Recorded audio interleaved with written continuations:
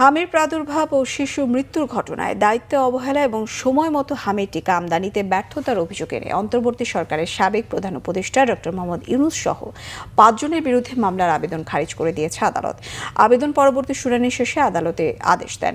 সোমবার ঢাকার অতিরিক্ত চিফ মেট্রোপলিটন ম্যাজিস্ট্রেট জসিদা ইসলামের আদালতে মামলার আবেদন করেন মুজিবুর রহমান ইকবাল।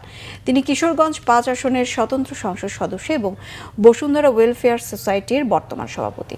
মামলার আবেদনে আরও আসামি করা হয় স্বাস্থ্য ও পরিবার কল্যাণ মন্ত্রণালয়ের সাবেক সচিব মোহাম্মদ সাইদুর রহমান, সাবেক প্রধান উপদেষ্টার বিশেষ সহকারী অধ্যাপক ডক্টর মোহাম্মদ সাইদুর রহমান এবং স্বাস্থ্য অধিদপ্তরের সাবেক মহাপরিচালক অধ্যাপক ডাক্তার মোহাম্মদ আবু জাফরকে। আবেদনে অভিযোগ করা হয় অন্তর্বর্তী সরকারের সময় সংশ্লিষ্ট দায়িত্বশীল ব্যক্তিদের অবহেলা ও সিদ্ধান্তগত ব্যর্থতার কারণে দেশে হামের ভয়াবহ বিস্তার ঘটেছে, যার ফলে শত শত শিশুর মৃত্যু এবং হাজারো শিশুর জীবন ঝুঁকির মুখে পড়েছে। অভিযোগকারীর দাবি, এই পরিস্থিতি সাধারণ অবহেলার সীমা ছাড়িয়ে গুরুতর অপরাধের পর্যায়ে পড়েছে।